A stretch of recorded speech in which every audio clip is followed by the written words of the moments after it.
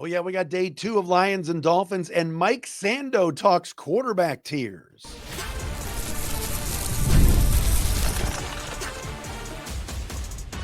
You are Locked On Lions, your daily Detroit Lions podcast. Part of the Locked On Podcast Network, your team every day.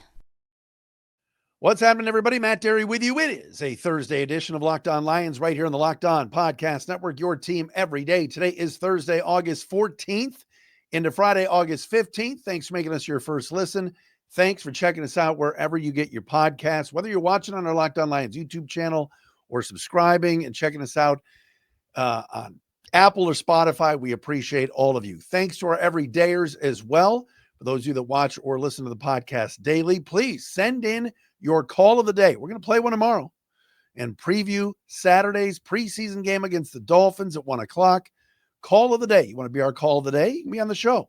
Leave a voicemail at speakpipe.com/Derry, D-E-R-Y, podcast page. All right. Mike Sando from theathletic.com, senior NFL writer who for the last 11 years, Sando has been doing his NFL quarterback tiers where he polls front office executives, scouts, players, coaches, and he has the quarterback tiers. We told you last night or yesterday that Jared Goff was 8th overall in the quarterbacking rankings and part of the second tier, all right, behind the likes of Patrick Mahomes, Josh Allen, Joe Burrow, Lamar Jackson, and Matthew Stafford, and then Jaden Daniels ahead of him as well on that quarterback tier. But Jared Goff sitting there at number 8 overall, which I think is pretty fair. When you talk about quarterbacking around the league, you talk about how good Jared has been over the last few years. We'll get Mike Sando's thoughts on this coming up momentarily here on the program. This is also day 2 today of the Lions and Dolphins joint practices. 3 names that stood out today, 3 players that stood out today as far as their performance in the joint practices against the Dolphins. And don't forget, Lions will play the Dolphins in preseason game number 2, Saturday, 1 o'clock, Fox 2, and of course on the radio side on 97.1, The Cricket. All right, 3 names of guys that stood out today. Now, yesterday we told you that the Lions and Dolphins, it was just an absolute massacre. The Lions completely dominated Miami during the joint practices yesterday. Offense, defense, special teams, whatever it was, the Lions were dominant. Their offense was unbelievable. Today, offense was good again. Defense got off to a pretty slow start. Tua and Jalen Waddle were connecting. The ground game for the Dolphins was better. But then as the practice wore on today, the Lions defense got better. Texted my insider today. I said, one of my guys on the inside today, I said, give me 3 names of guys that stood out today. And here are the 3 names I got. Number 1, Penei Sewell. Dominant performance. He took on Bradley Chubb in some one-on-ones. He was dominant in the teamwork as well, the 7-on-7 stuff, as well as the 11-on-11. Penei Sewell was a guy that there's a guy right now that looks like he's just in midseason form, that he is ready to play a regular season game right here, right now. Second one, no surprise, Jameson Williams. Again, beating Ife Melifonwu deep for a touchdown. Again, being able to run routes and get open and do his thing. J-Mo has had a very, very good camp. And today, once again, pretty dominant from what I'm hearing at the joint practice today, which you love to hear. And the third was Jake Bates. Bates hit a couple over 50 yards today. We've talked about his struggles from deep in a few of the in terms of the regular practices that the team has had. Bates boomed a field goal the other day, of course, in Atlanta, which was awesome. Probably could have made it from 70. But today, 5 for 5 in field goals. You love seeing that from our guy, Jake Bates. I won't even reach for the kicker list. Next time, I won't even bring up the kicker list. So Bates, Sewell, Jameson Williams, 3 names of guys that really stood out at today's joint practices. Another really good sign. How about Terrion Arnold? Talking the talk and walking the walk. He said yesterday to reporters he was going to practice fully today. Dan Campbell has said that Terrion might not be ready for a little bit longer and wouldn't practice on Thursday and take part in these joint sessions with the Dolphins. Yet today he was out there full on practice in team drills, individual drills, coming back from an injured hamstring.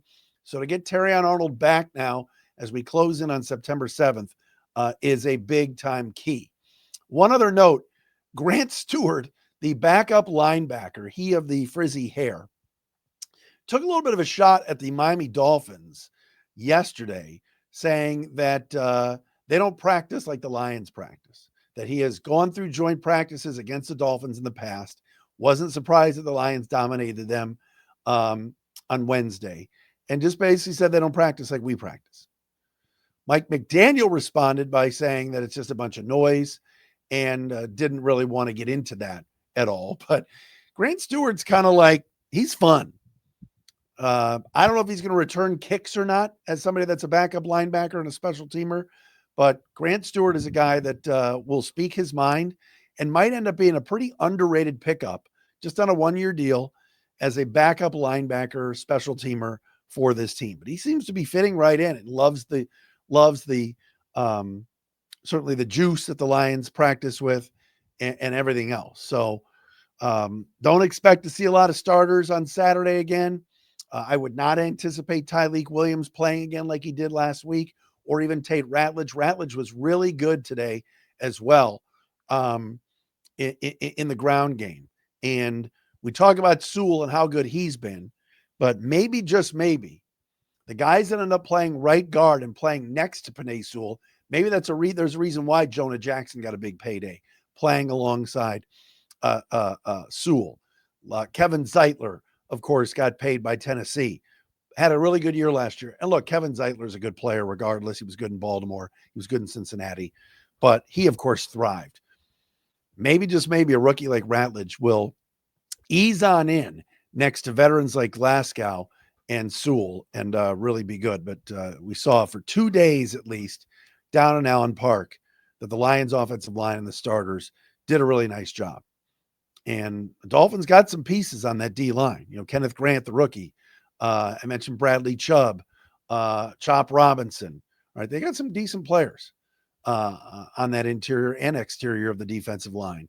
And the Lions' first team O-line at least held their own. Second team today was a little bit shaky when it came to the backups along the offensive line. All right, Mike Sando is going to join us. We'll talk quarterback tiers coming up momentarily. I want to say one other thing. And this is not political. This is not, if you're a football fan like I am, all right, you sometimes tune into the New Heights podcast with Jason Kelsey and Travis Kelsey, the Kelsey brothers. It's fun to watch. All right. They do really good content together. Travis is obviously still an all-world player with the Kansas City Chiefs, and Jason has made a really good name for himself in the media after retiring, did win a Super Bowl with the Philadelphia Eagles a couple of years ago. They do the New Heights podcast. It's very popular. As all of you probably know, unless you've been under a rock, Taylor Swift, girlfriend of Travis Kelsey, pop star, billionaire, who rarely does a lot of interviews and stuff and rarely does any podcast appearances, was on their podcast. And my wife and I watched the first half of it last night. We'll watch the second half tonight. It's long. It's almost 2 hours long. But the thing is this. Can I just say this because it's Locked On Lions and it's a football show? If you're a football fan and you don't like Taylor Swift and she bothers you a little bit, fine. All right, fine. Maybe you don't want music mixing with your football. I get all that. But for some of these people that are out there that say, I hate Taylor Swift, I won't watch that, I hate the Kelseys, it makes my skin. What is the matter with you? What is wrong? The Kelseys bring joy. They're funny. They smile. They laugh. Watch Taylor Swift on this podcast. She's tremendous. She's a good person. So you don't like the music, fine. This hatred, it's so much negativity out there. And for somebody like me that likes sports, all right, I'm not a regular New Heights podcast listener, even though I grew up 15 minutes from where they're from, Cleveland Heights, Ohio. I'm from Pepper Pike. But like, if you just are out there hating and, oh, I can't stand it, and look yourself in the mirror, man. Like they bring happiness to people. It's good for football that maybe some non-football fans and some Swifties or whatever are into this. To me, it's all positive. That's just my opinion. I'll drop it if those of you that are bothered by it, but I wanted to bring it up. And it is my show. So, all right, Mike Sando has Jared Goff, Mike Sando, and the NFL quarterback tiers. He's got Jared Goff in tier 2 at number 8 overall, cracking the top 10. He was number 10 last year, number 8 this year. Former Lion Matthew Stafford actually was at number 5, which is very interesting. We're going to talk to Sando coming up next right here on Locked On Lions.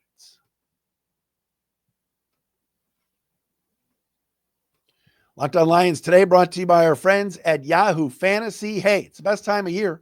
NFL kickoff is almost here, and that means fantasy football season is back in full swing. And this year, Yahoo Fantasy is turning things up with a fantasy football experience like never before. This year, we here at Locked On Lions, we're going to play on Yahoo Fantasy, and you should too, whether you're a first-timer or a veteran making your millionth league, all right? Whether you're all in for something new or sticking to the head-to-head leagues or jumping into public leagues, you can do all of that at Yahoo because they have got you covered. Celebrate 28 years of fantasy football greatness. Yahoo Fantasy is dropping 28 big new features over 28 days throughout August. To kick it off, they just dropped Yahoo Fantasy Guillotine Leagues, a killer new way to play fantasy football on Yahoo, where the lowest scoring team gets eliminated each week until there's only one team left standing. With the season around the corner, now's the time to get your league together and give this new mode a try. If you're more into the classics, you can still play in head-to-head private leagues or join a public league. Stay tuned for more killer announcements and start playing Yahoo Fantasy Football now at yahoofantasy.com/LockedOnNFL.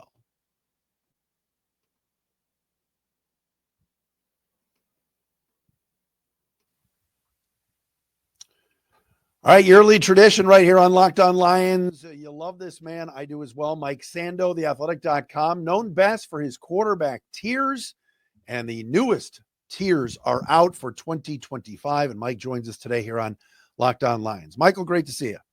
Good to be here. How you doing? I'm doing well, my friend. Jared Goff cracks the top 10 again. Last year, 10. This year, 8. Let's start at least with the Detroit quarterback and what you think about him being tier 2, but number 8 overall. Lots of respect. He got 5 tier 1 votes. That's more than he's gotten combined, I think, in his history of being in this poll. There's 11 previous years. So I think that's good. The question I had was, would these voters, some of them who may have been Goff skeptics at some point, would they jump off the bandwagon now that obviously Ben Johnson has left to the Bears? They're going to have potentially a less dynamic or less known offensive coordinator. And that didn't happen. People stood by Jared Goff and thought he'd really earned it. So I thought that was one of the revelations of this for me. Really, he moved up and, he leads the league in touchdown passes the last 3 years was something I pointed out in the piece. And so there's not a big anticipated drop off. There may be some, but not big.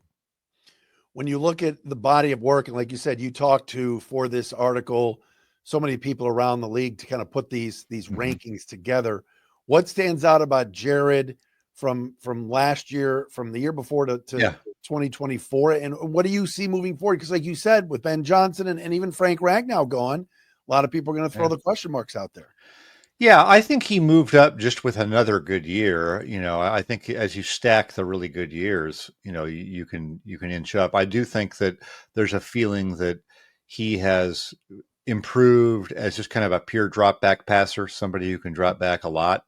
Higher volume pass game is hard for a lot of people, that he handles that better than he used to. He's really admired as an anticipatory thrower, an accurate thrower. The one thing you wish he had was a little bit more mobility, right? I think if he had that, then it would be almost the total package. But that's one area where he's a little bit more traditional. And so that can limit you if there's pressure, that sort of a thing. But we'll see if that happens this year. Like you said, Frank Ragnow's changed. And I think some people are anticipating a little bit of a dip offensively for them. But as one of the voters said, we will find out how much was the quarterback and the coordinator, but this voter said, I think it was more the quarterback than people have realized. So we'll see. TheAthletic.com's Mike Sando with us, going over the quarterback tiers. I love Mike in the piece. Tier 2 is defined as a quarterback that can carry his team sometimes, but not as consistently, can handle pure passing situations in doses and or possesses other dimensions that are special enough to elevate him above tier 3, has a hole or two in his game. Kind of his definition, Jared Goff, a little bit, isn't it? Isn't it? Yeah, I feel like if you have a guy in the top 2 tiers, you feel like you got a chance to have a Super Bowl team, and I think that's the truth with Goff. You're not going to necessarily, fear playing him the way you might fear playing Josh Allen or Mahomes, but he's right there in the next group.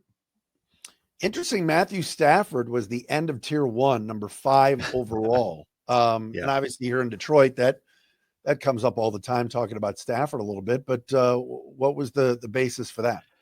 So Stafford has always kind of been a higher 2. He's kind of been where Goff's at now. He's always been right around there. And I think he obviously helped himself when he went to the Super Bowl and won the Super Bowl. A lot of defensive help there too. And then I think last year wasn't necessarily as great of a year overall, but he had him at the knocking on the door in the divisional round, almost beating Philadelphia with a great drive late in the game. I don't think the opinion on him has changed year over year. It is a headline. Hey, he made it into tier 1, but he was so close before. I think last year he had 21 votes out of the 50 in tier 1. This year he got 26. So is that a huge difference? Maybe not really when you consider, I don't know, 20, 25 of the voters are new every year.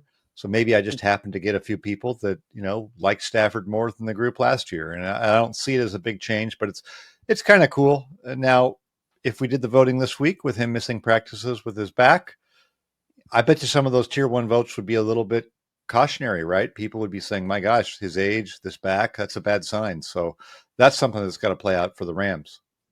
Have you gotten pushback from Philadelphia about Jalen Hurts being behind Jared Goff? Yes, I'm nodding.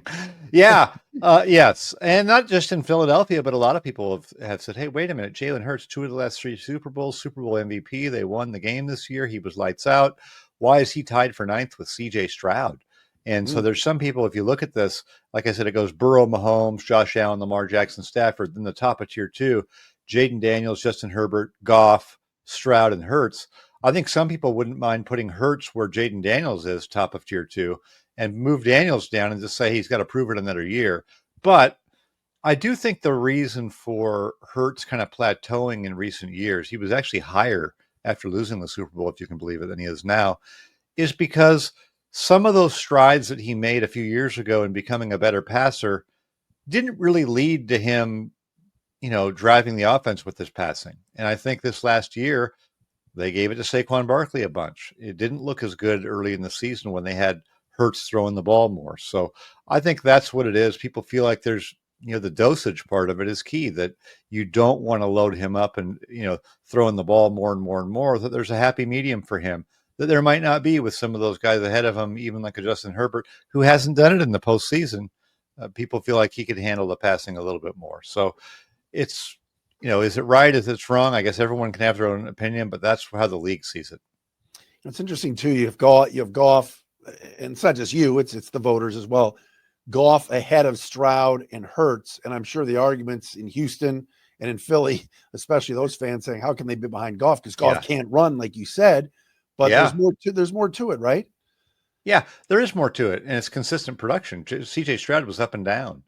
Jalen Hurts, like I said, just hasn't been a prolific passer. They haven't asked him to do it. So people look at that team. It's been stacked, great offensive line, somewhat like the Lions, really good defense, better than what the Lions had, somewhat because of injuries last year. And, they gave it to him some of the time, but everyone knew they were at their best giving it to Barkley. I don't think it's a slap at Jalen Hurts. And if he comes out next year and throws it all around the yard and is more of a reason why they're winning the games, he's going to jump up just like everybody else does. Lamar Jackson, for example. Lamar Jackson's in tier 1. He wasn't always. Interesting. Mike Sando with us from The Athletic. I want to ask him a little bit more about the Lions in a minute. J.J. McCarthy, I know there's been a little bit of hand wringing and you've gotten some heat. Yeah. that he was 29th overall and in the 4th tier. I know there's a lot of Viking slappies that think he's going to be really, really good, but kind of buried down there. He is, but don't read too much into that, because tier 4, the definition is, hey, either a veteran who you don't think is suited to go the whole year, for a whole season. So that could be like, Russell Wilson's the top of tier 4. They may give it to Jackson Dart partway through the year. Tier 4 is also, hey, not enough information. So he got 50 out of 50 votes in the tier 4. Whereas like Michael Penix played 3 games and he did well enough that 11 of those votes put him in tier 3. So don't read too much into that. The skepticism for McCarthy is a little bit over the injuries, and the fact that he didn't play. I think if he had played 6 games last year, he'd probably get some tier 3 votes because he probably would have shown something. So he'll climb up next year unless he just has a really bad season. What do you think of him? I saw a video this morning of a horrible interception he threw at practice yesterday. Then today I'm reading he was throwing red zone, touchdowns like popping candy in his mouth. What do you think of McCarthy? Yeah. I think he'll be up and down. I think he has some real ability, but it's unproven. And I think, they have seemed to, I'm sure they had a debate internally of what to do. Darnold had a good year, a veteran. I guarantee you on any organization, there would be people that want to keep Darnold. There's probably a few people who thought they should go after Aaron Rodgers, right? Because JJ McCarthy's not just a slam dunk Andrew Luck guy. He's a little bit of a risk. And you have this team that's been poised right on the edge. So it's a serious undertaking to hand it over to a rookie and think, hey, the rest of this team, which, by the way, they loaded up with older veteran players, is going to wait for his development, right? So I think there is a risk factor with him, not only just because of the injuries, but just being a rookie. He's an unknown. Final one on the quarterback tiers. I want to get into the lines, but Caleb Williams below Drake May in the third tier. What do you make of him marrying with Ben Johnson here in that offense? And it's been off to a slow start in camp. Yeah, I think that was the most of the 6 quarterbacks taken in 2024 first round. Most of the narrative around them was optimistic and positive, except for Caleb Williams. There was big concerns. He took over 60 sacks, big concerns about his ability to process things quickly. And so I think that's, plus he's the number 1 overall pick, consensus guy there. There's going to be a fishbowl, right? And also the new head coach there, you mentioned Ben Johnson, seems to have a lot of juice there. So I feel like it's a pressure cooker situation for a guy who's going to be learning a new offense. Probably is going to need some time, but is going to be, getting evaluated possibly harshly right away. Yeah. Good luck telling Bears fans they get more time waiting. Yeah, exactly. So, it'll be interesting to see how it plays out.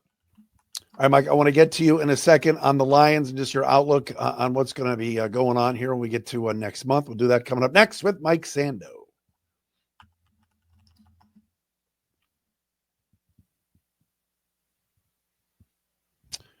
And our friends at Monarch Money bring us Locked On Lions today. Most people can't name all their financial accounts or even what they're worth, whether it's 401ks, properties, or investments. When you don't have the full picture, you can end up leaving money on the table. That's why there is Monarch Money. It's an all-in-one personal finance tool that brings your entire financial life together in one clean, easy-to-use interface on your laptop or on your phone. Monarch does the heavy lifting for you. You can link all your accounts in minutes, see clear data visuals, get smart characterization of your spending, and finally feel in control, I should say, of your money without ever touching a spreadsheet. Monarch Money is great, especially if you have multiple accounts, you and your wife, you and your husband.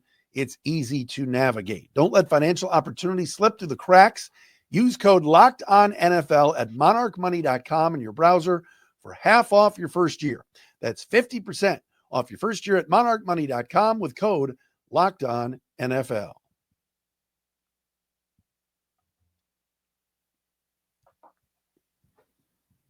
Our man Mike Sando with us from theathletic.com. We love the quarterback tiers piece and everything that Mike writes. He does a great job at The Athletic. Please subscribe. I do, and was able to log right in and read Mike's stuff that came out with the quarterback tiers the other day. All right, real fast, Mike, on the Lions. Outlook for 2025. How do you kind of handicap the division? And like we talked about, some of the key losses in Detroit, but they feel like they're still going to be very good. Yeah, I think they're still going to be very good as well. I think most of those changes are just coaching, right? There's some uncertainty, and the coaching is also about player utilization. So don't forget that. They've done a really nice job in personnel, but for your personnel decisions to work, they have to be implemented properly with the coaching staff. So I think that, with Ben Johnson and Aaron Glenn, those guys did a great job doing that. And that's not to be taken for granted. I like what they did. I mean, their first 2 picks in the draft weighed like 626 pounds combined. So you know what they're doing. Yeah, I mean, they're playing to their strengths and up front, and that's a good way to go. The team that just won the Super Bowl, Philly, is known for doing the same thing. I think in free agency, they weren't going to go over the top, but to me, DJ Reed is more of a culture fit than Carlton Davis was by style of play, just how he goes about things. I've heard positive reports on him so far, right? Reed's looking good for the Lions in camp. So that looks like that could be a good one. And I think we're really going to be just talking about, the situation at center with Ragnow. Now they did draft interior offensive lineman High too. And I think that guy's going to be a good player. I've heard good things about him. It's Tate Ratledge. Yeah. Heard good things about him. So that could be a really good pick for them. Somebody who plays for them and helps them. But I think this theme of the coordinators, and maybe Ragnow is going to be what we talk about all season, because those are a lot of the brains of the operation, including the center. So, we know what it is, and now we just get to see the games, but I have no doubt that they know what they want to be. They have an identity and they have good players. And like we talked about, they have a good quarterback. So final thing, in the NFC, how do you handicap it? Obviously Philly is the returning champs, but how do you look at the rest of the NFC, and where do you have Detroit? Yeah, when Landon Dickerson went down with an injury the other day, and I guess he's going to be okay for the Eagles, it really got me thinking that they were such a healthy team last year. And they really are leveraged out with their contracts on players to where if they have injuries, it's harder for them to replace it. So I'll be watching to see how healthy Philadelphia is. I think it's hard, of course, to repeat anyway. They have a ton of players back, but are they going to be that healthy? And the odds are probably not. You look at the Rams, they were a hot team, but Stafford's situation, is this a year where, the lane is a little bit clearer for Detroit? Minnesota, has been a tough team, and they are breaking in a rookie quarterback. Tampa Bay is going with its 3rd new offensive coordinator in 3 years. Maybe he's good. Right. Washington, our team's going to be a little bit better prepared for Jaden Daniels. Right. I mean, there's no one in there. So many of these teams in the NFC have questions, and I maybe like the Lions' chances to answer their questions as much as some of these others, with maybe the exception of Philadelphia. If Philadelphia is healthy, I think they're going to be tough. Senior writer for theathletic.com and the proprietor of the quarterback tiers, our man, Mike Sando, with us today. Mike, thanks so much. Great to see you as always, my friend. We'll do it again soon. Thank you so much. Appreciate it. You got it. There he is. Mike Sando with us on a Thursday edition of Locked On Lions.